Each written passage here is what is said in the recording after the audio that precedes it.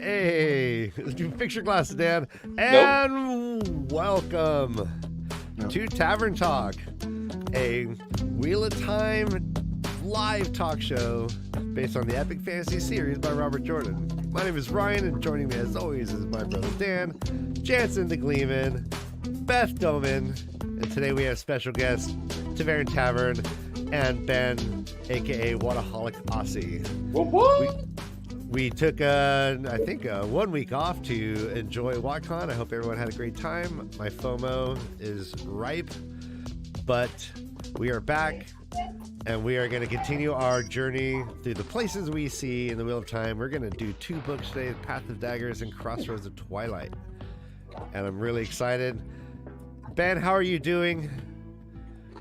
You are in Michigan, my friend? If only they had Costco. Yeah. Yeah. No, Ben and I, we perused Costco many times during his trip over. It's basically my favorite place in the world. I love it. All right, it's good to see you, Beth. It's good to see you, Tavern and Jansen. I love your shirt. Thank you. Let's get into it. Oh, the places you'll go in the Wheel of Time. Brother Dan, your mic is really peaking and has a little bit of echo. Okay, is that any Just better? FYI. Yeah, I appreciate it. It's a little loud. Not me. At All least right, to my earballs. Bethany Downer. No, I'm just kidding. She is. You are loud. Hi- You are hi super to- loud. Hi to everyone in the chat right You're now. right, Beth. We love seeing you each and every week. I see some new names and faces. That's always exciting. Please like and subscribe. Don't be a stranger. Talk as much as you like. Do I sound better now? Yes. Yes, Thank yes. you. Yeah. Okay, good. As we tangent, so shall you tangent in chat. Have fun. Be nice to each other. Guys, we are getting in this issue where we're seeing a lot of the same places. So we're going to do 2 books today because we've a lot of repeats. But there are some really interesting new names. And if we have time, we're going to get into kind of broader geographical issues like Mountains of Mist, Great Blight, and things like that. But let's start with the Path of Daggers. And one of the new towns in the Path of Daggers is called Alcruna. Kruna. Oh, Karina. Akruna Matata. All right. That's so good. That's the joke. Good. Where, All right, where the so hell are we? who's- Wait a minute. Let's talk about Oh, there it Alcruna. Why is this significant? Well, it is south of the Almuth Plain. And when we always hear about the Almuth Plain, we always hear about either the Shanshan or the White Cloaks. They are always around that area. I believe that... Who do we find there in the beginning of Path of Daggers? Who's there? Is it... Pedro Nile's already dead, so... So that, Who do we find there? Help me, people. it's not Jachim, is it? Yeah, it's Jack and Carradine, I Jack guess, and Carradine. orders, but that's from the Great Hunt. I don't know why it's in It there. says in the wiki, Alcruna is a village Bornhold led his legion to in the Great Hunt. Jeffrey met with Yeah, Eleanor, that's it. Eleanor Saren. That's right. And Saren was one of the Hand of the Light who had just passed by, in his words, a town. And then threw all the townspeople in the river, then let them float down. And I remember reading that he said, Jeffrey Bornhold said to himself that they were smart, vicious enough to kill a whole town and foolish enough to throw them in the river. So telling the whole world where they were and who they were. And I don't remember that being in the Path of Daggers though, but it has its place in the books, so we can talk about it. Yeah, I'm looking at this. It seems to be only in the Great Hunt. So ChatGPT lied to us again, Dan. Why do you still use that? Why are you using Why? ChatGPT? Thank you, Beth. Thank It's you. the What the? future. It's not, because it was telling me about a goddamn feather that didn't exist. It Ryan? is if it's accurate. But if it's inaccurate, this should be ChatGPT is the only way that we're actually going to see Ultron one day. See, no, this is the thing. Like, so this is I have a suggestion. Oh, New game. Remember how you guys, when we do Watchnary, you do person name, like in the book or an Italian village. You should ask Chat GPT for fake names of things that it thinks is in the Wheel of Time or where it's located, and it should be true or false. Located. well, that's a good game. Great prizes to be had, and we'll see how accurate Chat GPT really is. According to ChatGPT, Randall Thor was the winner of the Tour de France in 1985, racing for the Netherlands. Yeah, he was disguised as what's his face's left nut. Yeah, what's his face's left nut? The fiery-haired one. Yeah, The nut Cheryl that left? Crow's ex-boyfriend. What's his name? Lance Armstrong. Lance Armstrong. Yes, Lance Armstrong. Which sounds like a hero of the horn himself. That's a big. Lance of the strong arm. Strong. One of the greatest cheaters in history. Yeah, Absolutely. that's Him amazing. and Tom Brady, like right there, neck and neck. Dude, No is one- still You know living what? I don't have any argument for that. That you're absolutely right. No one said you can't cheat your way into the horn. Oh, I mean, that's true. No one ever said you couldn't. You know what?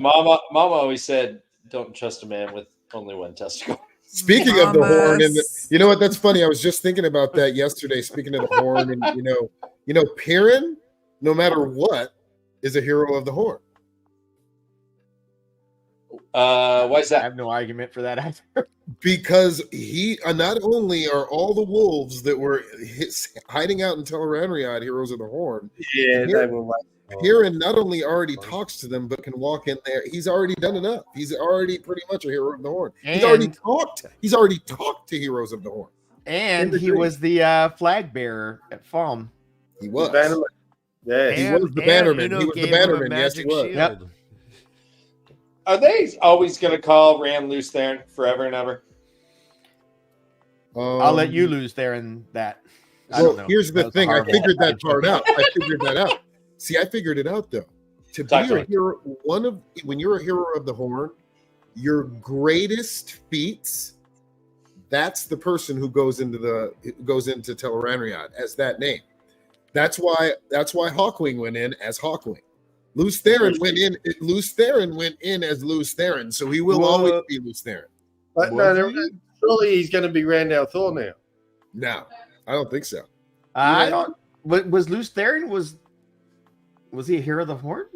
Oh, Lee's had a long battle. Yeah, All I know, He's not in there. all I know is this: Hawkwing said to Rand in the Great Hunt, "I have fought you 1,000 times 1,000." Yeah, but that doesn't mean it was Luce Theron. And Brigitta also knew him, They could have known him as somebody else. but they called him Lews Theron. Yeah, they're like, you always Yeah. were with the chicks, Loose Theron. Yeah, oh, They called him Lews Theron. Oh, he's yeah, eating. they his had a glasses. familiarity. Because remember, Yeah, as soon as they did, Matt said, "Light, it's true. Burn me, it's true." He said it. Like they called him Lews Theron, and that's the only way. Because remember, even in Perrin's POV, he said to himself, "No person had ever been like reborn like that." Like they even talk about like a singular person.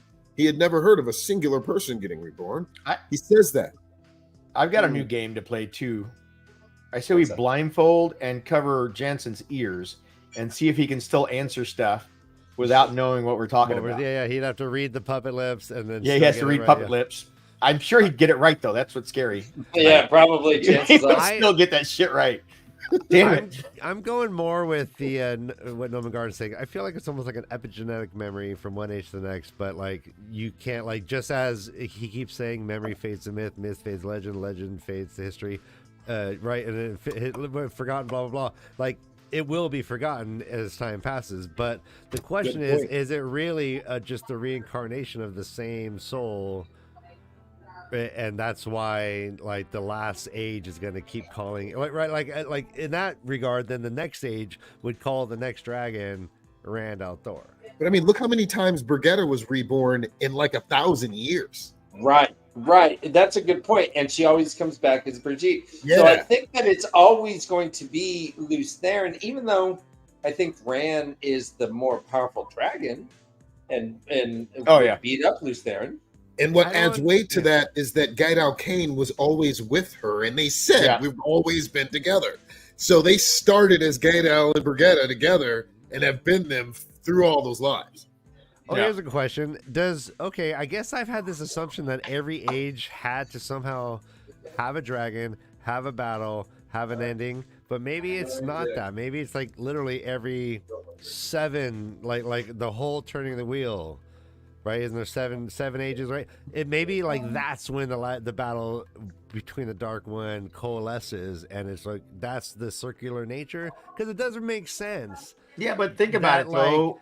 Because if it's Lews Therin, was it Lews Therin in the first age, and was it Lews Therin in the 7th age before the turning of the wheel? Like, is it just always Lews Therin? Right? You know what I'm saying? Like, one man. Yeah, but Lews Therin was in the 2nd age, right? They tried to put the Dark One in the boar. Yeah. So that was that battle. That was that battle. Right? And then he's born again as Rand, and then they have another battle. Well, now it's the question of when does a hero begin or end? It's because it's like when you become like, they talk about Father as being like a king among kings.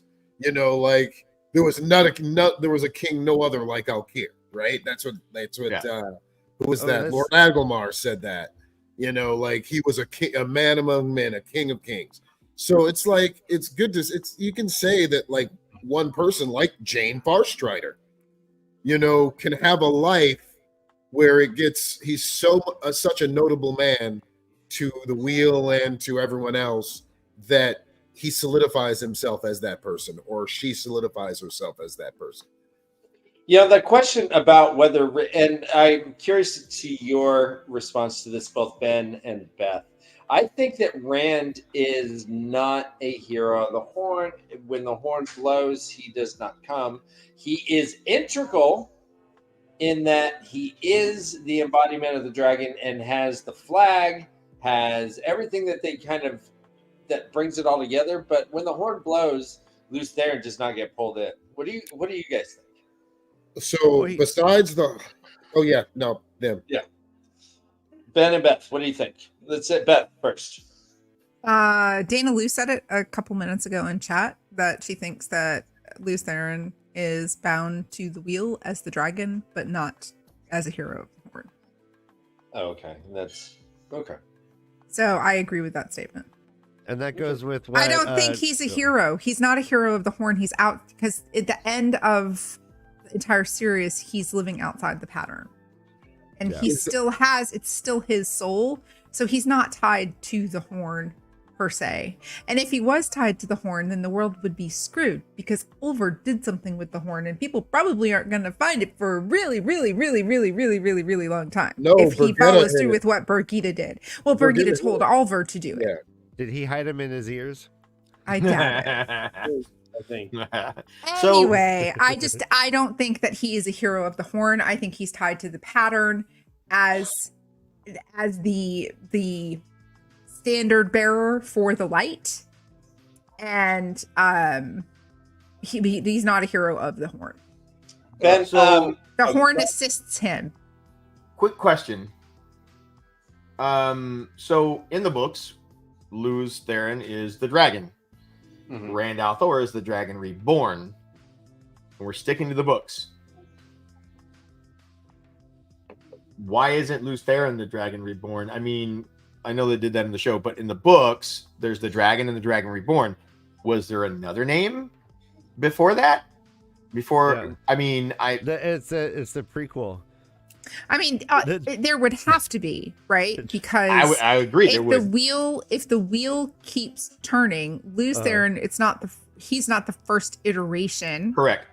Of that battle, because we have Ishamael people saying, "I fought you thousands and thousands and thousands." It's time after time after time. So he's not the first iteration, but he's the first memorable iteration for men. Wheel of Time, myths turn to legend. So he's still recent enough to be a legend. And so that's why people remember him as Lews Therin Telemann, because he was the dragon. They're not going to remember the 6th age dragon or the 7th age dragon or whatever. You know what I mean? Like, they're not going to remember that because those names are forgotten to time. How old are the prophecies? From the breaking. Or just before the breaking, and the prophecies, I think, are manifestations of the pattern to prepare the 3rd age mankind for the coming of Tarmon Gai'dan. Like, the pattern manifested the abilities for Aes Sedai to prophecy, to foretell, just like the patterns bringing back Wolf Brothers and all of these old things being, rediscovered. So, what do you think, Ben? Okay, so firstly, with the horn was found during the 2nd age, but as far as we know, not blown, not used. We know that it predates the 2nd age. We know that it was found because the script on it was added. But it might have been found and then it can't have been lost again. They had it with but at no stage during the War of Shadow did they think we need the horn. Yeah, there's an interesting question about that. But anyway, the horn, which might have been found just after Lews went off to Tavern, is then included in the set that goes to the next one. I agree with Danalu. The dragon would more likely be tied to the rather than the horn. I think Matt is actually tied to the horn, but the precept stopped them from saying it to him. That's go ahead. It suggested that Rand is connected, so that the dragon, they're like, all right, you blew the horn, cool. Where's the banner? All right, cool. Now we can go. If Rand is not, that's because the horn is connected to the pattern, not because. What if Rand does not exist yet? What if he is not reborn, or is the horn just a horn without the dragon in existence? And I open that up to everyone. What does the horn work if there is no dragon reborn yet? Of course it works. Not that the horn has to work for the dragon, but it would be an interesting thing that if the horn is the horn of last resort, so to speak, anytime it was needed, it would be by a dragon. But doesn't it with a dragon? Doesn't Hawkwing say the horn is here, the dragon is here, but he hasn't named himself? No, he says the banner. And he needs the banner. Right. So does it need all three for them to follow? Yeah. For that prophecy to be fulfilled. Then yes. I got a question.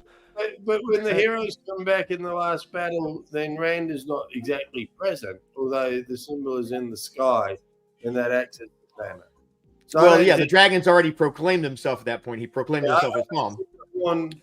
So I have a question. So before Birgitta came back, were there any heroes of the Horn functioning in bodies on Earth? You would think yes. For the greatest adventure of all time of the age. And Tarmon Gai'dan. You would think that there would be, Well, you know that Gaidal Cain was born sometime before the last battle because Birgitta said it to Elaine after it was over when she was, isn't Oliver Gaidal Cain? Yeah, I believe that Robert Jordan said that that's never been confirmed. Him, but I believe that Brandon Sanderson made a choice. And it's ambiguous, but I think the timeline, what we've heard is the timeline doesn't work. It doesn't matter though. The timeline doesn't work because Gaidal Cain was present when Nynaeve and Elaine first met Birgitta. Gaidal Cain was there because he chastised Birgitta for talking to them in Tel Arenriad. So Oliver was very much alive at that point. So Yeah, I don't think Gydocaine could be Oliver. Right. But time doesn't mean the same thing in Tel'aran'rhiod, though. Except Elaine and Nynaeve were already living in that. I mean, I understand what you're saying, but I don't think they time travel in Tel'aran'rhiod. Like, I don't think, like, if that makes sense. Like, I mean, and I don't know about the metaphysics of Tel'aran'rhiod. Yeah, exactly. We also don't know if a soul is thrust into a body or born into one.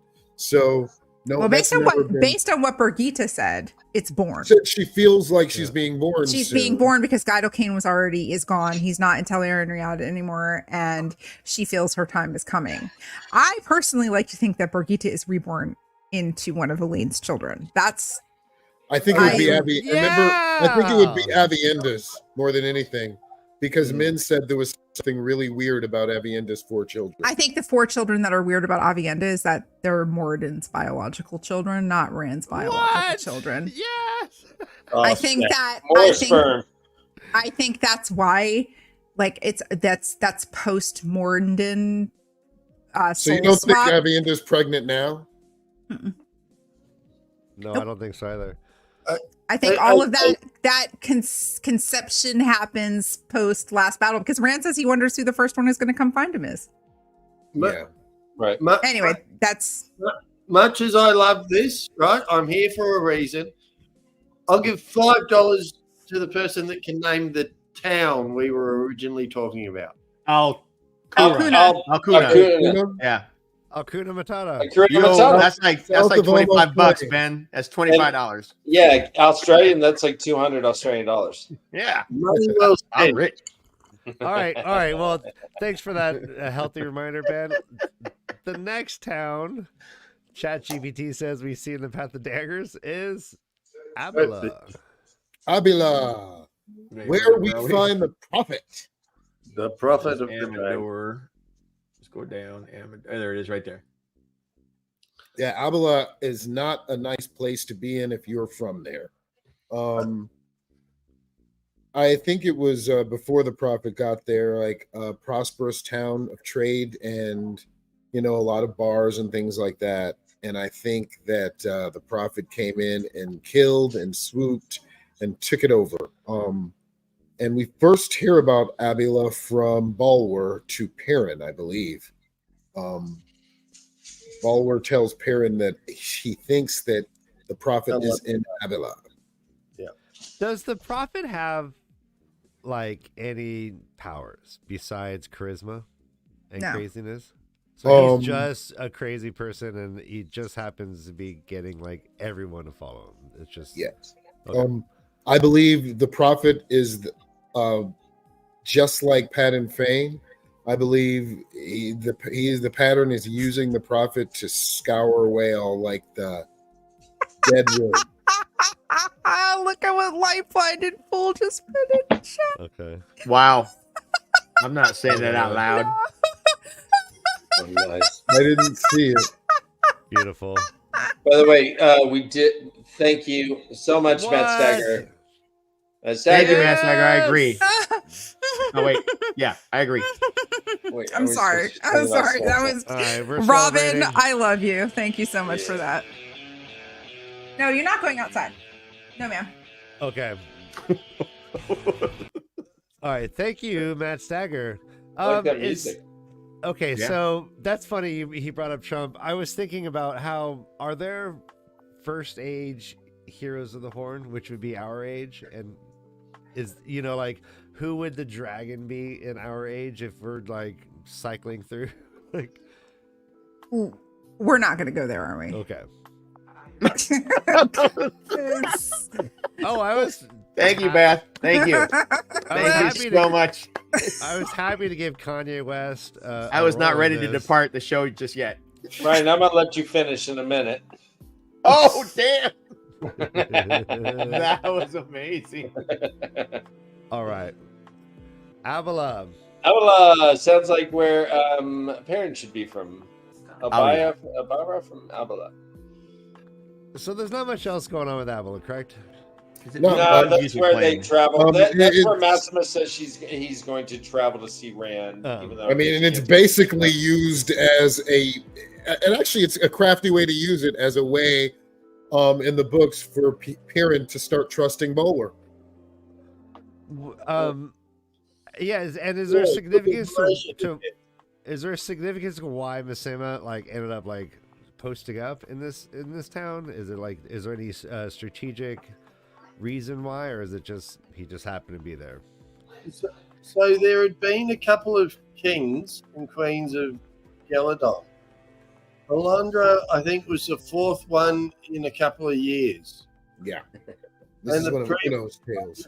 Had gone I have a theory on this with Massimo around the town. Massimo defeated him and then went to that town. And then Alondra becomes the new queen of Geladon. He goes and gives Massimo all the jewels and stuff. And Nynaeve thinks she's stupid, and actually she's saving her country. Why would the pattern allow for Massimo to exist? And Jansen was trying to clear that up. So Massimo gains power in this area because this area is constantly at war, this whole region. And all there really is over here, as far as religion of any kind, are the White Cloaks. So here comes Massimo, who's an incredible fighter to begin with, has charisma, is emboldened and empowered by this feverish desire to spread the word of the dragon, which is already spreading because of the paintings and the fight over Falm. So it's very easy for him to really become a leader in this region of the world. Note, he doesn't go much further east from here until later. He stays in this area because if you start going toward Murundi or Andor, it's not going to fare well for him, right? And then Jansen mentioned that he's picking up the dregs of society. That's what's following him. They're not nice. Most of the people that follow are not nice people, especially the women. Yeah, he subjugates everywhere he goes. They have to pay tribute to him because he talks to the dragon, right? Or he's the voice of the dragon. So yeah, I mean, it's a way of pulling all of the nasty into one area, and allowing everyone else to pick up the good people or the people that aren't falling for that shit. That's interesting. I think Glenn makes a good Dan, just a basket of deplorables, huh? Basket of deplorables. I think Glenn makes a good point that it's his fervent, and part of his appeal is his fervent devout beliefs, and he practices what he preaches. It seems he dresses like a scumbag. He's very feeding off of the poor as opposed to having his people becomes an aesthetic. Exactly. It's so a Newton type figure. We don't see that very much in the Wheel of Time at all, where people eschew. Even the Tinkers have material wealth; they have their wagons and stuff. We don't see very many aesthetics. People who just, I guess, Elias may be the closest we have to that. As callous as this sounds, Massimo and his followers have a lot in common with the Trollocs. They were literary fodder. Yeah.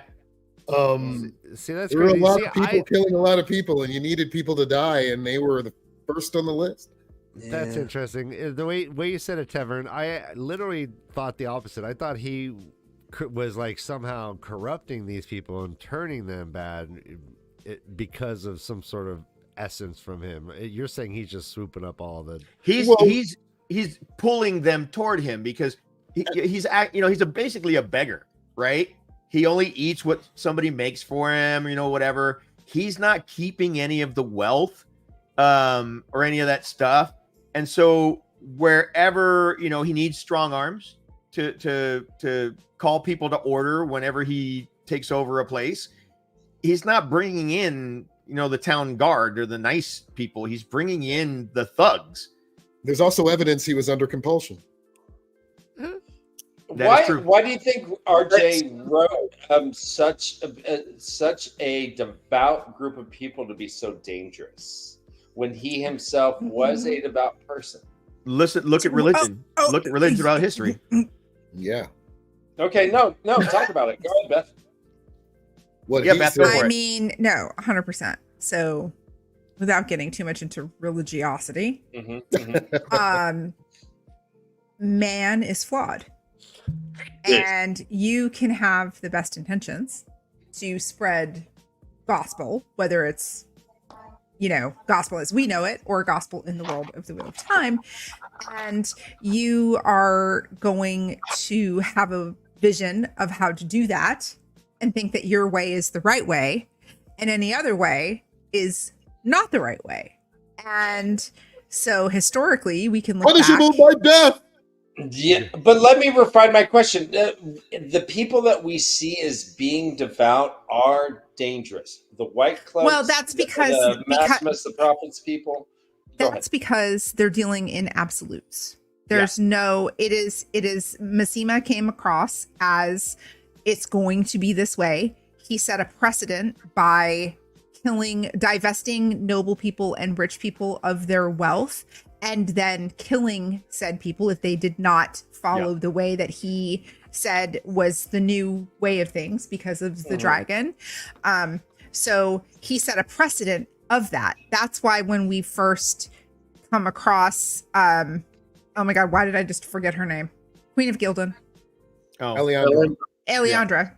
And we first see her, she is like literally taking her rings off, giving them to Massima because she knows his reputation. He has set a precedent for how he views wealth. So she is willing to protect herself and her people, to divest herself of her material possessions in order to keep the peace, because she knows. But when you have a bunch of people who are looking for guidance and looking for a purpose, and a message sounds, oh, this he's powerful, but he lives like we do. It sets the stage for, but you have the White Cloaks, you have Massima, you have the Shanchan in all different ways. They're dealing in absolutes. And when you deal in absolutes and there's no room for deviation from what they say the rule of law is, whether it's based on a religious reason or a moral reason or obligatory reason, absolutes. I understand that. I'm wondering why there are no positive examples of a devout mentality. That's not true. There are positive examples of a devout mentality. The way the Tinkers are also devout, right? In the way that they live their lives, they are devout to the way of belief. Sure. But that's positive. If you're talking about pacifism, is positive. Yeah. If you're talking about with Massima's crew, there are positive examples, except they're too afraid to step forward. Yeah. Because if they show any kind of leadership or any kind of stepping away, they either get pulled back or they get taken out, right? Because you can't go. Perrin and Matt's followers were pretty devout as well. Yeah. Perrin even had wise ones obeying his orders by the end of it. And they were doing it, like Aes Sedai and wise ones. And Matt had all kinds of people you would have never expected following him. To the end. But they were, but Matt's was almost like a brotherhood. It wasn't really like it wasn't this guy's gonna this guy. I don't know if you know that some brotherhoods are more devout than anything else. I get it. Yes. I mean, with Matt, it's they followed Matt because they believed in Matt. And Fael in her POV in was it The Memory of Light? She says that Matt gathered men like him, men that didn't like to do chores and like to gather around, but when you needed them, they would fight like 10 men. Yeah. And they were all the same, and they were even Bannon and they all ended up being very loyal guys. It's Matt America great again. Oh my God. All right, on that you know what we need? We need a Bella. Bella! I think Bella just brought herself out of the ring.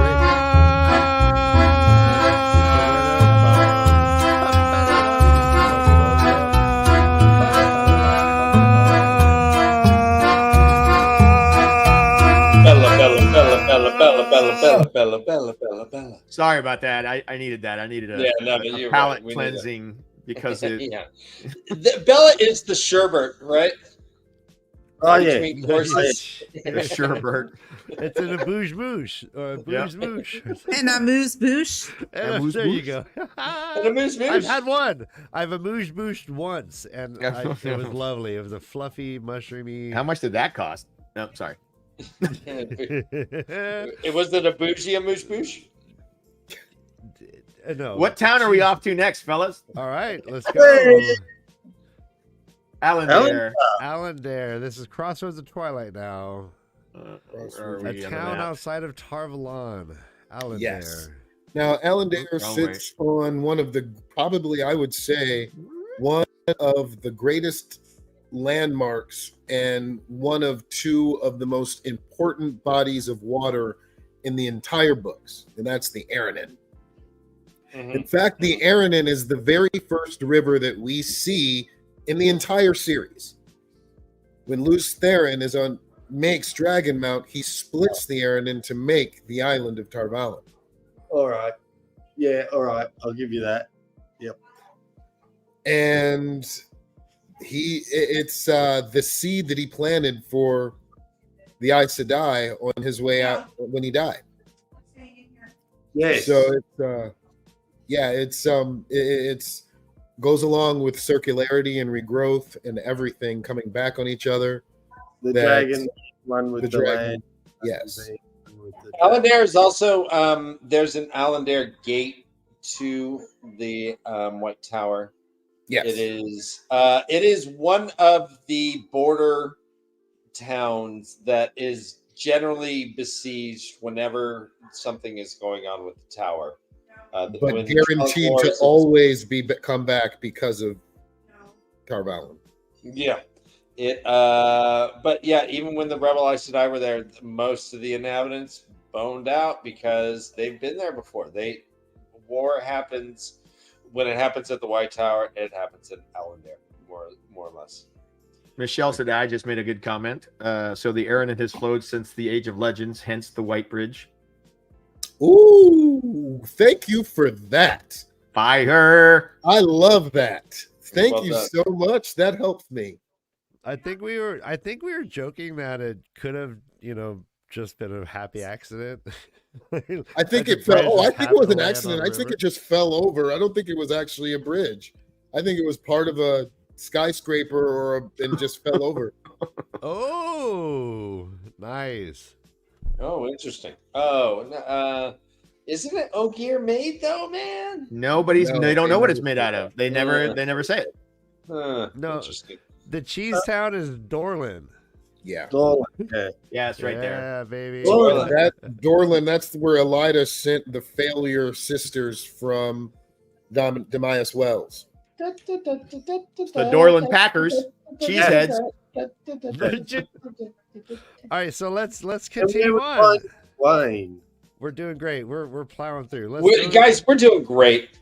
Please like and subscribe if you haven't already. And we appreciate you being here. Yeah, that's real smooth with the glasses. Look at that. It looks like I have a mustache now. Oh, you're twins. Holy shit, you're twins. Yeah. All right. Which one's right? Finally, I think you bested me. All right, here we go. Let's go to Corman. Oh, damn it. You guys got me moving all over the damn map. Let's pull up that map. All right. You want the map? You said Corman? Yeah, we're in Altara. Altara, right there. Altara. Can you see that, or do I need to zoom in? Yeah, let's zoom in. I can see it. Most of our audience, Corman, right there. 70 and above, yeah.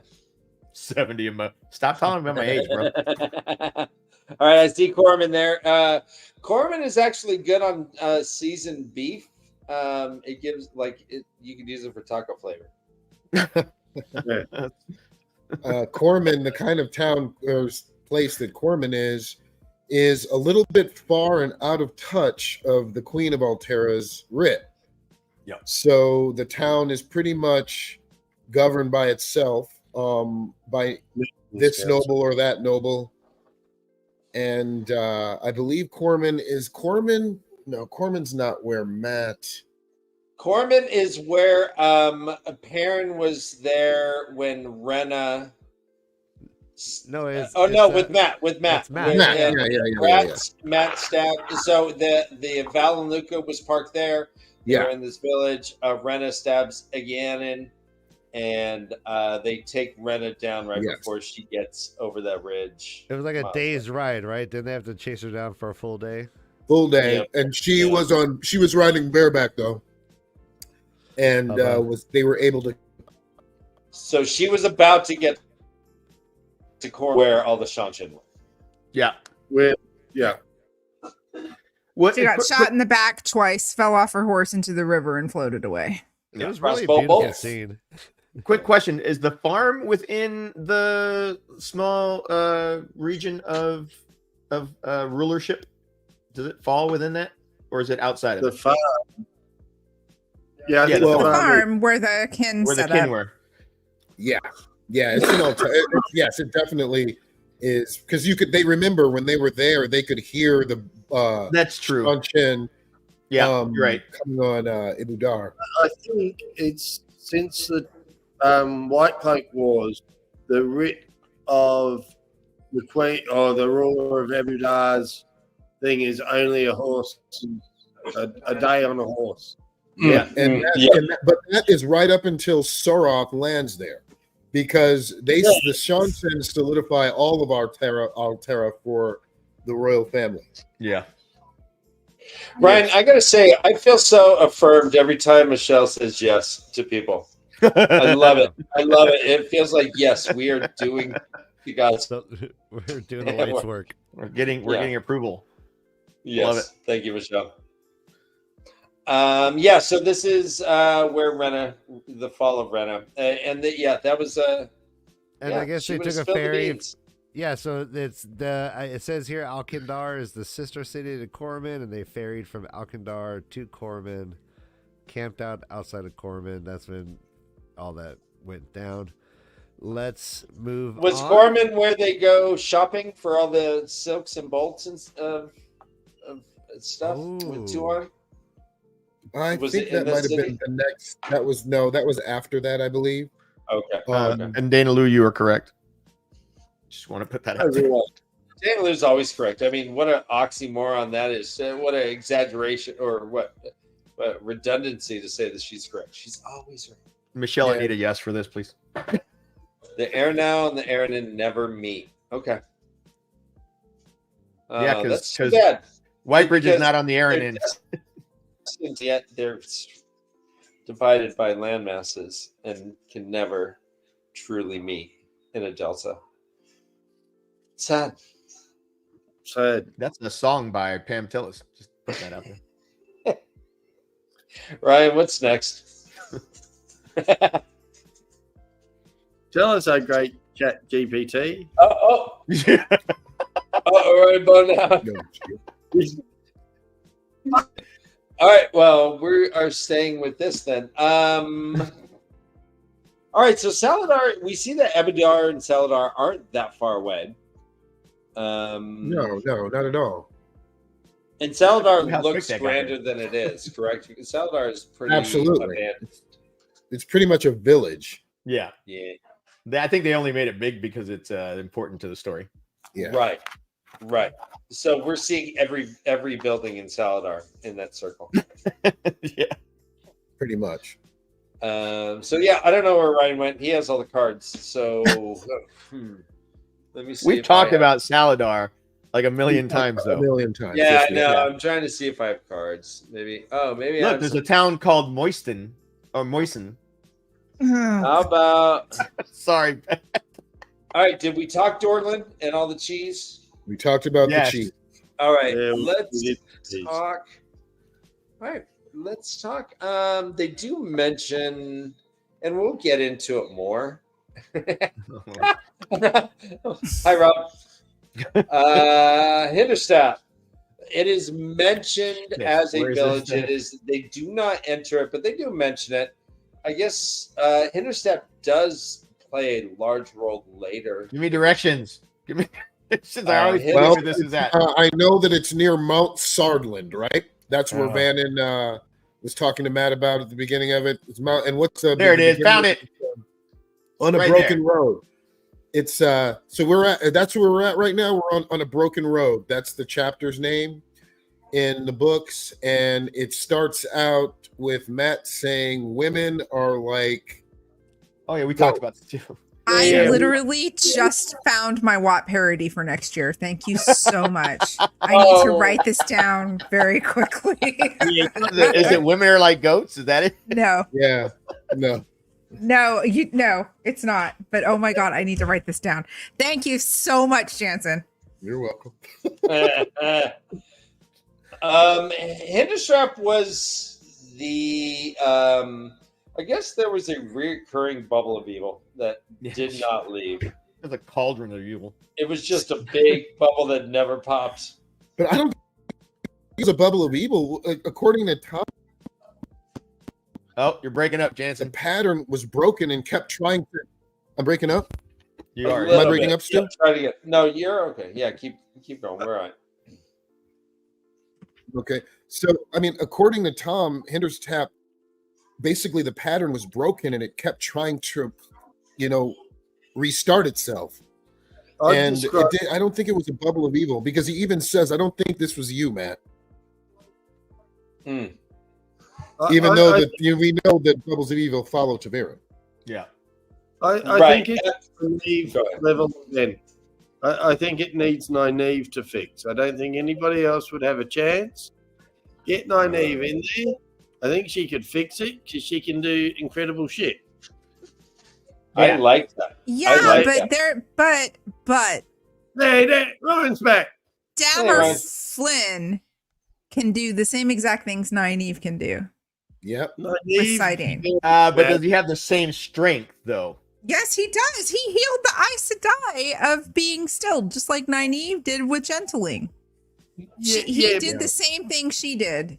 He is. I don't know if that's power as much as it is technique. He healed Ergine. He healed Dammer Flynn. But I don't think either of them could fix Hinterstadt. I don't either. Could fix Hinterstadt? The pattern. I think Perrin could do it in Tel'aran'rhiod. Ooh. Oh. This is interesting because so Hinterstadt, whether you moved out of town, whether you killed yourself during the day, you were coming back. This loop was inescapable.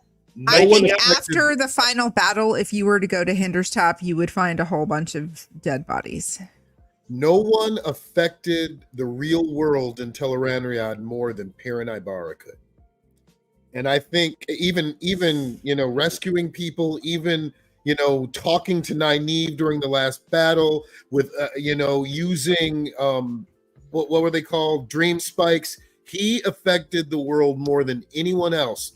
Egwene did a little bit, a couple times, but I think that he could go to Hinterstadt, figure out what happened, and use the world of dreams to make it right. Except things that you do in the world of dreams does not impact the real world unless you have a ter'angreal or dreamers actively. I mean, I think it was a deliberate blip in the pattern because they were essential for that battle or that fight in the last battle. And I think once their purpose was served, the whole town is dead. Let me ask this question then, Ben. I'll ask you. Does a bubble of evil occur or is evident in Tel'aran'rhiod? So if you visit Hinterstadt in Tel'aran'rhiod, do you think that there's evidence that there's fuckery going on? I definitely think that in Rhuidean you could, in Steading you can't. You can see that there's altered things. There's places you can't enter in Tel'aran'rhiod, just like Steading and Rhuidean and other places. So I think that you'd see something. I think Perrin would see something. Maybe even Hopper would. What do you think, Ben? I don't think we ever see a bubble of evil in the world of dreams that I can think of. But like when the lines are blurring, and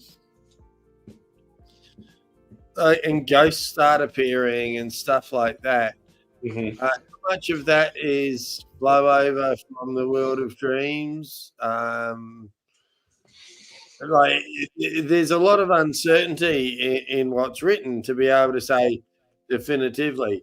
But I think bubbles of evil burst, and Hindustan wasn't bursting. So is it a bubble of evil, or is it a glitch in the pattern? What is talking about?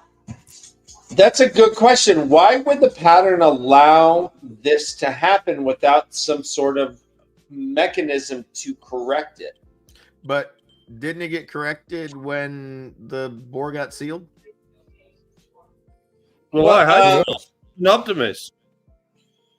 We're assuming, I think, but I don't know. I don't know if we know. No, do we? I mean, I would like to think that they'd wake up in Hindustan and it would be like they didn't happen. But I also think that Beth has the best analysis of it. But I also think that because of the story, if there ever is another part 2 or anything like that, Hindustan will be like it is right now. Well, then Beth, could anyone cure Hindustan? You had mentioned Nynaeve, I think, or we were talking about. I mean, I don't think so, because I think they're dead men walking. I think they're literally there to serve a purpose, to help in the last battle. That's why Matt ended up in Hindustan in the first place, and discovered their secret, so to speak. And I think that they were, the whole town is meant to die, and after the last battle, when their purpose is met, then you were to go there, it would be a ghost town. There would be nobody living, and if it was a video game, they would be like that the whole time. Tavern, if Matt had no intention to go to Hindustan, would Hindustan occurred elsewhere then, to where Matt does eventually? I think Hindustan would have occurred in Hindustan. Okay. Yeah. Okay. I don't think it would have followed. It wasn't Matt's. It had nothing to do with Matt. It was just there. Yeah. Because I mean, some other things like that started occurring daily over and over again, like when Nynaeve and Rand and everyone were in Aridoma. So the old ghost funeral procession that kept walking by at the same time every night. Mm-hmm. You know, that kept coming back over and over and over and over and over again. It wasn't a bubble of evil. It was just something that was wrong in the pattern. It was the pattern. It was the pattern falling apart. It was the, you know what I mean? It was the pattern was unweaving. And so there was crossing the lines of different metaphysical stages of, you know, which is weird planes of existence. It's weird because Tavern are the answer to the pattern unraveling, right? Right. Yes. So Matt, true. It's just weird with Matt being there and it's still going on. Mm-hmm. I mean, that's how jacked up it is. Like Beth said, it's so jacked up that even the Tavern isn't fixing it. Well, Matt survived it because Matt did fix it. Matt did fix it. Yeah, he did. He didn't fix it immediately. Yeah, but he did fix it. Because by bringing them to the last battle, they fulfilled their purpose in their place in the pattern. So is this like in Return of the King, with Aragorn going to find the army of the dead and bringing them to fight? Kind of, yeah. I like that idea. That's just like that. Well, remember, go ahead. Perrin's Hindustan, which had something going on in it similar to this, was Sohabor. Yeah. And so this reminds me of, we had just read in Crossroads of Twilight when Matt was going to take Tuon and Selucia shopping. He ran into all these ghosts that Tuon and Selucia did not see. He was like, "Oh, excuse me," like trying to go over this bridge. and then turned around, there was no one there. There was no one at all. Does Matt have a stronger affinity to these ghosts, do you think? Because of his past life, because being Tavern, and because being part of the pattern? I don't think so. I think okay. Yeah. Tom, he kind of gave us that answer when he told Matt about Hinderstap, and he said, because Matt said, Tom, it's never going to end. They're always following me. And Tom said to Matt right after Hinderstap, he said, you think this was the Dark One? And Matt's like, what else could it be? And then Tom says to him, he's like, oh, I don't doubt that the Dark One's following. It seems like he wants you all by himself. He's like, but I don't think this was you. And he said, it's a sad tale. He's like, the pattern's broken and it keeps trying to fix itself every day. And I think that was like the best answer we could get about Hinderstap. So do you think all the people in the town, the dead people, are like elite trained warriors because they've been just blood battling every night? And by the time he brings them into the last battle, they're just like... They're really good. They're really good right now. Yeah. They've been doing this for a year. Yeah. I mean, they all turn into James McAvoy in that crazy monster movie. You know, that's basically what it is. I think of that movie with Colin Firth, who they're in a church and they play this noise and everyone in the church just starts killing each other. Oh, you're talking about the Kingsman. The Kingsman. This is what I think Hinderstap is. The Kingsman. With Samuel L. Jackson playing Samuel L. Jackson. Yeah. And I think it's Freebird is playing. Yeah. That's right. I always think Hinderstap there. It's always Freebird. Yeah. That is probably one of the best fight scenes I've seen in a while. Pretty good. It's amazing. Gory as shit, but it's good. It's a Hinderstap, yeah. Roxy, get out of here. You lovely. I'm sorry. Oh, by the way, Ben is wearing your shirt. Let's go ahead and advertise. You want to? Hell yeah, I love that shirt. A remote shirt that's red arms. Yeah, I got to get one of those. There you go. This is courtesy of Luz Jr. and Roxy. They got a t-shirt gig going. Nice. And I actually have some to give away. We're not going to give it away this week, Ryan, but we have some t-shirts to give away. Oh, let's talk about it. We will, not right now though. I don't have them with me. Okay. I hear. I feel a meeting's coming on, Dan. There's a meeting, Grace. I love about meetings. Ryan, we're having less doing, more meeting. I'm having a meeting with the lovely Quesadilla on Thursday night. Yes. That was sultry. Frame that, man. Frame that. You could have said that better.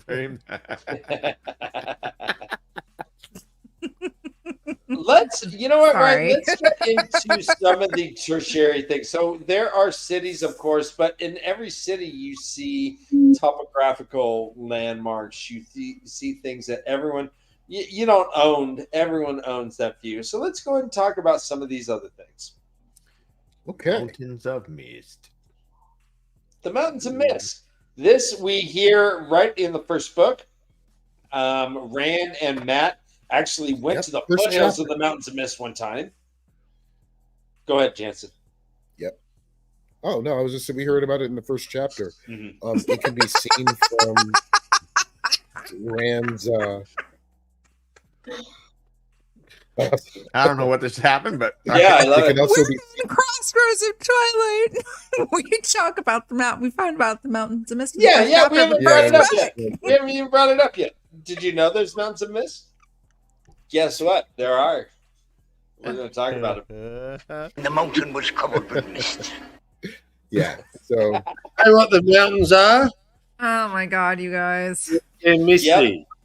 Yeah. In fact, we're in Crossroads of Twilight, and the last time that the Mountains of Mist are given any significance is in, I believe, the Dragon Reborn, where Fael is talking about it to Perrin about the two idiots who were hurt.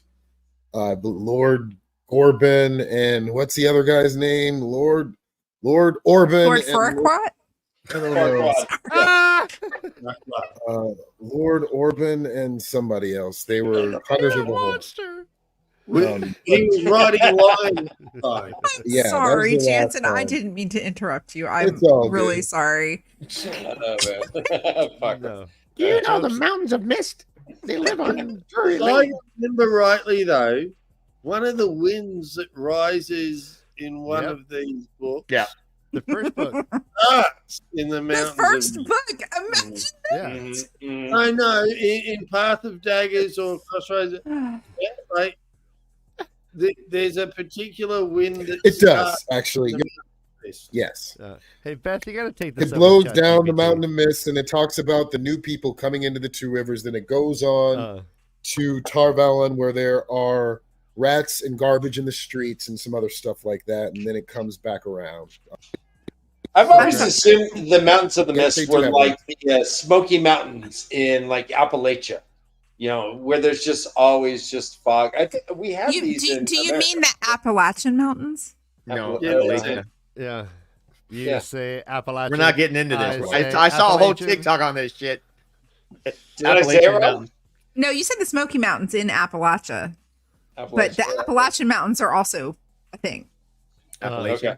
Yeah. Okay. Okay, yeah, I went to college in Asheville, North Carolina, which is right in the middle of the Appalachian Mountains. So thank you very much. Anyway, moving right along. Were they misty? Is that They where were you got sometimes, yes. Yeah. See? Did you Oh get my an God. animal husbandry degree? I don't have a degree in animal. I was actually an audio engineering major. Thank you very much. Okay. That's why But you sound so good. that being said, sorry, we'll just carry on, you wayward sons. Biscuit. Kansas. That's Home Kansas. of the. Yeah, a whole different state, Beth. You're in the wrong state. Carry on, go, carry on. All right. So All right. mountains. So yeah, mountains. Mist. Let's talk about the wind. Does wind. anybody have any theory about what the wind is or Yeah, represents? good question, Ryan. And I we just see it. know- The wind gives the audience overview of what's going on in the world. I think it's matching chin. Incredible. It's the light side messaging. Wait, As let's- opposed to I wanna- dark side. It's not always. It's not always kidding. light though, because in the beginning of the Great Hunt, Rand, the wind, tries to push Rand off of the tower top when he's fighting with Lan. Yeah, So it it's kind of not ties into that, doesn't it? Always. It's not always benign. It's a. Ooh, that's it- interesting. I thought that was a bubble of evil. See, Very different. I It thought could that be. was the It very very well first could be, bubble of but evil. it was that wind, though, It like was. the presence in the beginning. It was that coming into wind. You're right. Faldara. It was. It was. Ben, what you were I- going to say something, Ben? In a bit of a sinister feel, but the wind. Each book it gets longer and longer. The paragraph about the wind.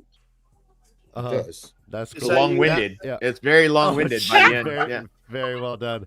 Now, this is not my theory. Lauren from Unraveling, shit. he postulated that the wind is actually the pattern, and that there are times when the wind does significant things. Like I believe in the Dragon Reborn. It at the beginning, it comes in and it unfurls like the dragon banner in a meaningful way. Like, it seems like a coincidence, but how can it be? Like, I like the idea that the wind is literally like the pattern. Has sentience. Yes, it's like the essence of the pattern, and it's significant because it tells the story, like it introduces the story. Anyways, Beth, have you ever read the wind as having sentience, as being purposeful? yeah, it was just a way to get It was a to way the to point of view. convey the story to where we are. I mean, if you picture it like if it's a cinematic type of thing and you're following the wind, you're going to have like a super wide shot, and then it's going to travel over landscaping, and it's going to pick up some things and do some things and pass by cities, but then it's going to focus in on your, Okay. that's the way I always looked at it. And also to deliver the mood, right? Because sometimes, like when there's like when we were stuck in summer, right? Was it in Lord of Chaos when we're still lot of stuck in books. summer? Yeah. Quite a few. They're they're talking about like it was how hot it was, or in the beginning of like in Eye of the World, where we hear about it coming down from the mountains of mist. It was it's not like a the cold one wind because we're stuck. spring. It was supposed to be springtime, and so it's conveying the mood. It's setting the tone and the mood. Didn't It's it end up in Core Springs one time as well? End up in Core Springs with Gareth Brun once? Yes. Yeah, Maybe. I think so. Heck, I don't know, Jess. I think so, don't have yeah. a photographic memory like you do. It's good. Because it started off with which book with Swan, Man, and Liana, and I believe it came into Book 5. Pies of Heaven, maybe.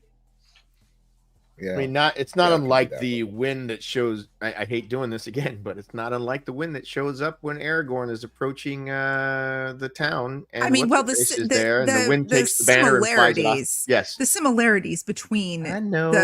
I mean, no, it's fair to say. It's fair to say that there are similarities. So between many. I mean, the first part. but I mean, even King Arthur, the Sword and the Stone. Mhm. I mean, there's so many similarities Yeah. with so many different ones. Right, but It's the What wind? I didn't feel any wind. No wind. nice one.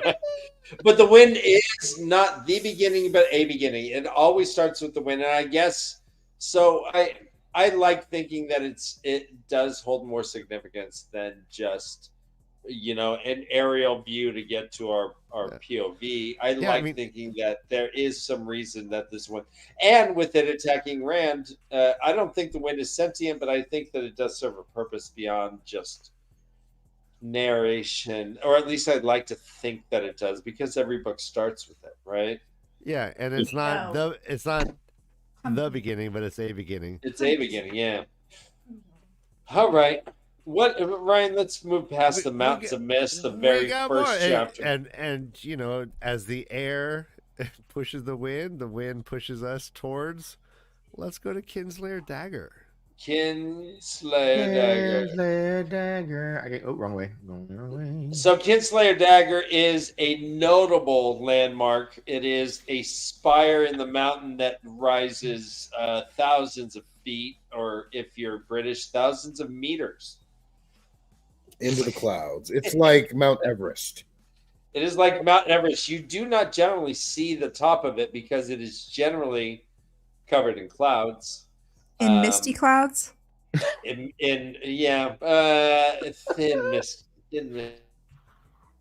misty. That can't breathe at the top. You just of said it. something that just made me think. You just said something that just made me think about what we're all talking about here, and I don't know if the audience has grasped this.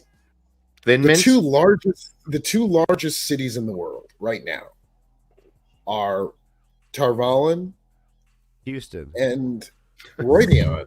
To be honest, in Roidion, those are the two. Roidion, yes, or Roidion, or whatever. And I always think about both of them as being like Manhattan. That I in my mind's eye, I see the city of Manhattan when I think of both of those cities. Actually, because it's on an island, but I think Roidion because of just how massive they talk about it. And if they talk about the cities from the Age of Legends, and the reason I'm bringing this up is because those buildings reached the clouds. What we're talking about, the scale is so much smaller than how it used to be. And right now, so Tarvan, right? So imagine walking in Meridian and walking through Manhattan, but it's all just abandoned and desolate, but still upkeep. Exactly, because I think I think that of Roidion that way, because I think that when you get to the center of Roidion, it's a lot like Central Park. I never pictured Roidion that big at all. So what they even talk about. Was Meridian like in I Am Legend? Kind of, but upkept. So never seen it. I'm not gonna say anything. Oh yeah, I agree with you. Yeah, I agree. Like Roidion is the reason why when someone came up with the theory that the Age of Legends is where we live now, is our time. That's what always makes me think about it when they go to Roidion. It always makes me think of Manhattan and Central Park being where all the Tarangaral and the giant circles are. That's what I always. So I'm talking about that because of the real quick. scale. Yeah, of you're what we're having doing. some audio issue right now. Yeah, you're cutting. You have some like pop. How about now?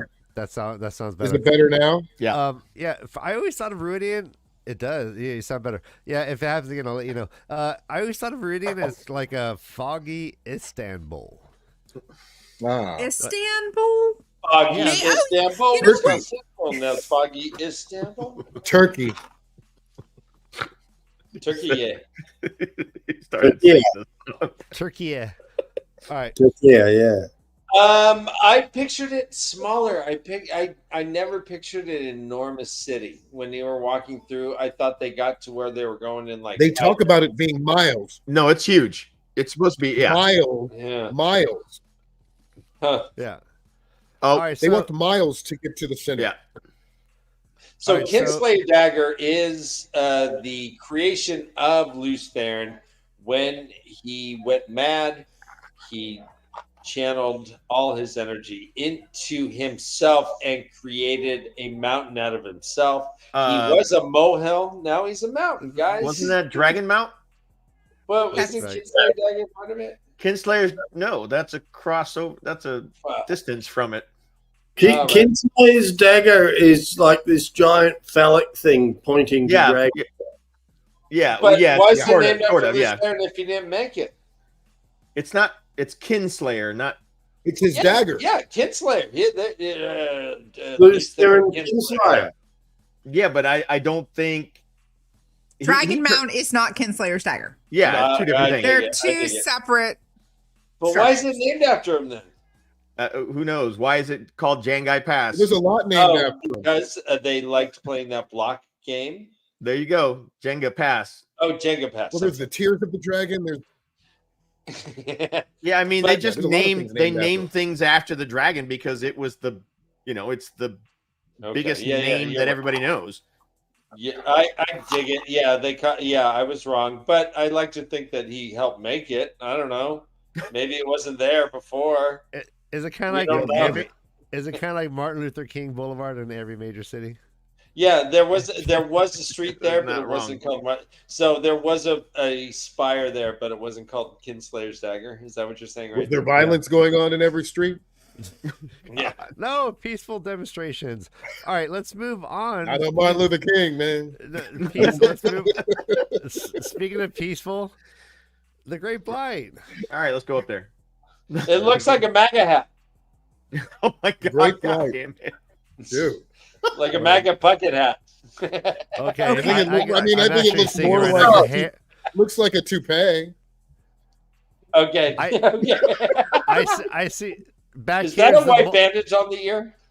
Sorry. No, the part on the right. This is the mullet hanging down. This is the nose on the left. Yeah, total MAGA hat. Y'all okay. are unhinged right now. They're out of control. They're You have no like it. idea. We're so excited by your hair. It's like Yeah, you look good. You look good. Thank you. Beth looks amazing. That is true. I literally have 8 minutes, guys. 8 8 minutes. minutes. all right. Let's praise Beth for 8 minutes. What's your favorite thing about the Great Blight, Beth? My favorite thing about the Great Blight is learning about what happened with the male channeling Aes Sedai. I mean, not Aiel. Oh yes. That's was my so that favorite was revelation. The town and the revelation about the male Aes Sedai, what ends up happening to them when they think when all of their family members think they're going off to find glory in the Great Blight, and they end up becoming tools of the Dark One. That Shaped is some teeth. fucked up shit, y'all. Like that was such a revelation, though, and it was heartbreaking, but it was so good. That was poor management indeed by the IU. Poor management. Just let those people go. They're like, all right, go spit in sight blinder's eye. All right. Fucking Have fucking fun. Aiel Run with the HR. No follow up, no quality assessment going on. Like they just sent them off. They never caught up with them, saw how they were going after a couple of years. Found out whether no follow up. They didn't even get an exit interview or nothing. Squishy trees, indeed. Wow. the land of squishy trees. Callie Coughlin is kind of my new favorite person, Ryan. That's jumping in here. She's evil. She's evil. Yeah, I'm digging it. Yeah. Kind of. Yeah, there are. What was the opposite? So we're the opposite of the blight in the books. I don't know. Start again. You had that same popping sound. Yeah, the only opposite of the blight. I said we're the setting. We're the. Oh, would the setting books. be the opposite? I thought where the Green Man was the opposite of what the blight was, but it got torn asunder.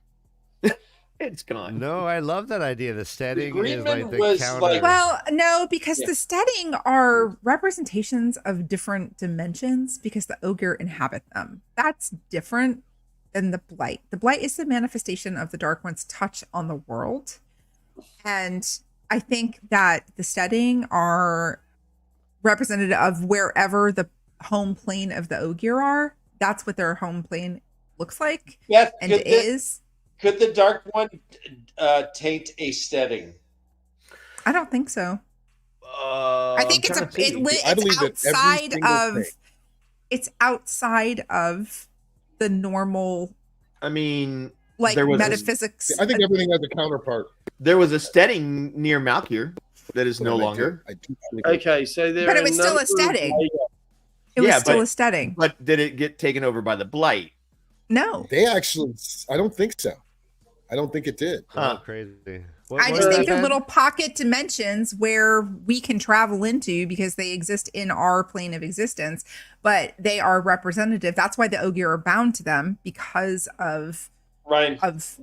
That's our poll. Could the blight? Could steadings eventually get squishy trees? Oh, geez. Okay, got it. Yes, sometimes trees. Steading gets sick. It almost never happens, but when they do, they cut it down. We know that for a fact. Because most never do. And we also know when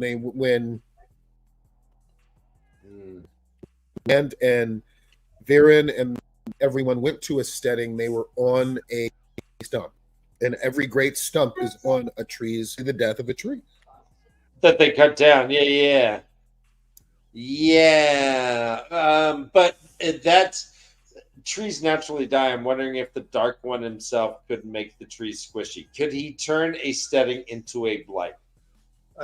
Okay, so what we know is that a number of waygates were in the blight. A number. Yeah. So that implies, because the waygates were built next to steadings, that a number of steadings are also in the blight. The fact that they're not referenced and the fact that Nynaeve and Moraine and all the people didn't stay in the Ogier Grove or whatever in Malkir where the Waygate used to be suggests that the blight overcomes the steading. Suggests it, doesn't prove it. Otherwise, when you went into the blight, you would find pockets of kind of the Green Man, except not the Green Man. There'd just be the steadings, but we never hear of that. So I assume blight beats setting. Nameshta is a funny outlier too because they are not Ogier. They refer to Ogier as tree brothers. It seems that they are kindred spirits. They're constructs. But if the Ogier are from another planet and dimension, then what the fuck? Like I don't understand. Well, because so good question, Dan. What the fuck, right? My podcast goes into this at length in the next episode that we drop tomorrow. Yeah. Okay. So actually, it might be the next episode after we're recorded to. But anyway, we talk about it in my podcast. Dana Lou and Koala and Warsani and I, we talk about it what is in the name detail. Of this podcast, Beth, and how can people find this? Delving the Chronicles is the name of the podcast, and we do sexy name. We do deep dives into like existential stuff about like the Wheel of Time and how our world relates to the world written by Robert Jordan, and it's really awesome. And you can find it on any major podcasting service. I want to be on. You'll be added to the list. Apparently it's quite long. Ryan, That's what the Elgier said. Ryan, we're going to be added to the list. No, There's a list. sorry. Dana Lou has compiled a list because of WotCon. Apparently, I'm just one person in a quad. I'm sorry. I walked to the front of the line. I show my ID. Ryan rolls a 20. No, you bow to no one, my friends. You bow to no one. We're luminaries in the field. How dare you? All right, Beth. That's amazing. So you can see your design up on the top right. Beth designed that herself, and you have to go. Correct? What are you? I like it. What else? What else do you have to promote? Beth, you have your Twitch stream. What do you plan? I'm streaming tonight. I'm probably streaming a game that's in beta this weekend called Concord. It's a hero shooter game. Oh yeah, dang it. I got accepted into the Marvel Rivals beta. Yes. Which is coming out a TBA, but the beta starts on Thursday, so I will be streaming that pretty heavily over the next couple of weeks. Wow! Congratulations! Thank you. And do those do fare more or fare better than like your other games? Like, is there interest in betas like that? Yeah, those are games that are highly, well, Concord really not so much, but like Marvel Rivals is very highly anticipated as being kind of like a groundbreaking game in the hero shooter genre. But there's a lot of other really good games that are coming out later this year, like Star Wars Outlaws and the next Assassin's Creed game that takes place in feudal Japan. And Jesus. Nice. Yeah, and the next Dragon Age game is coming out later this year as well. So there's a lot of really good single player RPGs coming out that I will be streaming as well. So yeah. Sweet. Follow me. Beth Doman. My sign's not on, but hey. Beth Doman. Beth. I do be Beth Doman. Anyway, thank you guys. Later, I love Beth. you. Love you, Love Enid. you too. I'll see you We'll see you next next time. Bye guys. Bye. Bye. I also have bad news for you. What? We're just doing dude talk now. Get us. Dude talk. In locker room talk. No, I have to depart as well. What? We're doing. I'm sorry. I'm sorry. All right. Fair Tavern. What do you have to promote? Yeah, you designs. Talk about your design stuff. Okay, so I design merch for different fandoms, mostly Wheel of Time, but I do other stuff. Sometimes I design things for people that need a logo or something, so I help people with that. My Discord is up and running again. It was down for a little bit, but my Discord is up and running. We're talking about different TV shows that we're watching on there. I also started a Patreon, so there's that. Nice. And I'm trying to think. I do have a game for my YouTube channel that's going to be interesting. I haven't spoken about it except to a couple of people, but as soon as I have more information, I will let you all know, and maybe you would like to participate in it. We'll see when I share it. Hell yeah! Hell yeah! Hey, we're I will say there's drinking involved. So what? All right, fine. I'm in. You bastard. I'm Jansen. I might reach out because I may need a judge. Just saying. Nice. Luckily, be a great judge. All right. He knows a girl. What's that? He knows a judge. Yeah, sure. Yeah, he knows. I know a lot of judges. All right, Ben, folks. Adios. Thank you for having me again. All right, Tavern, real quick. Do you have a link to your Discord? Someone's asking for your Discord. It's Tavern Tavern. You have an invite? I can get one. I don't know if I can put it. Drop it in the comments for people. Yeah. Okay, Drop it in because people are asking. But you can. I will drop it. Drop it in. Drop it in. All right. You know that's why old guys like gymnasts. Never mind. I'm just gonna let that go. Because they have incredible upper body strength. This comment has failed to post to the Way of the Leaf. It doesn't like it. Hold on. I will put it in the private. Can I put it in the private chat? Yeah. And then more Shoddy can do his thing. I don't know. There it is in the private chat. Or not more Shoddy. Sorry, Matt Stagger. Ooh, sorry. Matt, I got it. don't hate me. All right, so it's in the private chat. Anyways, Awesome, yeah, and I will drop it. There it is, right there. Where Leaf put it up there. Yeah. See you guys around. Thank you for having me as always. George, I'm happy and thrilled each and every time you're on. Honestly, you're one of my favorite people, and I get happy. Thank you so much. Man. And I always love being around Jensen and Ben as a hoot. Yeah, I know. Yeah. I can sit and listen to Ben talk all day because he talks like this. You see, actually, he's deeper. He's like, "Let me tell you about the Ogier." Yeah. Oh, sorry. Right. Scottish. He's Scottish now. Listen, He's Scottish Cockney. I love it. Listen, he can be Scottish. Honestly, Whatever. it's not the worst impersonation I've heard this week. All right. What do you mean? Wait a Ben? minute. I can do this. Doing him so well. It's not the worst impersonation I've heard lately. Nice. Anyways, bye. I'm out. It's All not right, bad. adios. All right, we'll see you next week, brother. Later. All right. I miss him already. I miss him too. Ben, Ben, you what are you up to, man? Are you hooking up with anyone? You doing a podcast? Anyone? You doing anything? No. I got my hands full just trying to keep a track of like really. You know, I could be on a whole heap of other shows and things like that, but they just don't stimulate me. Like, I like to get filled up. That's all I'm saying. Yes. I think you're making a good choice. Yeah. Your home. Eschew all other responsibilities. The puppets are on.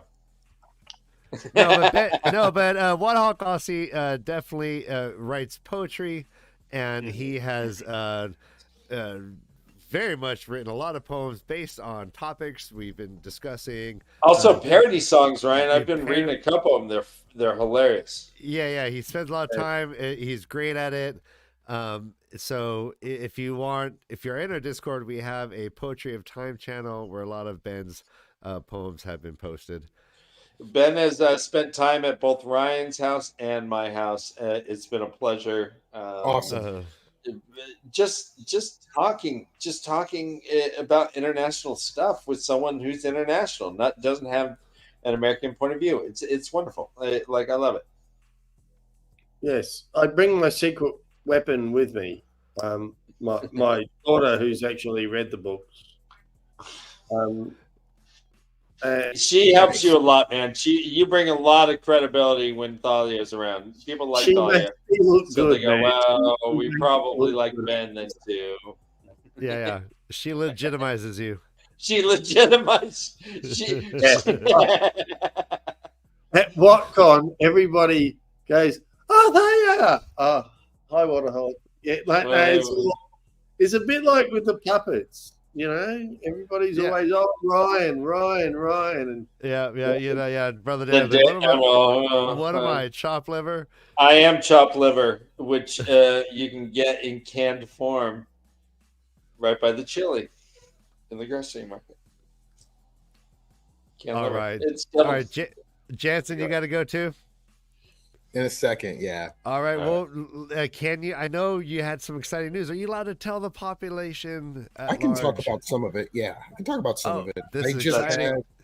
I just had the largest, biggest audition I've ever had, and I'm still waiting to hear from it. And it was to be the lead DA on season 24. Oh no! Of what? Season 24? Of Law and Order. What the head DA? Yeah, it was huge. Whoa! I was really excited for it. Yeah, I was really excited for it. I was very, very, very happy with my audition, and I hope they think of me and give me a shot. Even get that audition is big time. Yeah, it was awesome. That room is a big deal. Yes. Yeah. Stepping stones. It was awesome. The dream is closer than ever, Jansen. The dream is being manifested. Oh, one day, man. I hope so, man. I hope so. That'd be awesome. But it was mode of this craft. I've been studying and trying, and it humbled me and made me realize, this is still what I love, and still, the great thing is I've been told no so many times. It's never going to matter unless I get it, and I'm excited. But it was a pleasure even to just audition for something like this and to put myself into this mode and to being a DA. Being married to a criminal attorney has helped. Right. Yes. So, the other side. Yeah. She helped me. So it was something that for me was collaborative, not something that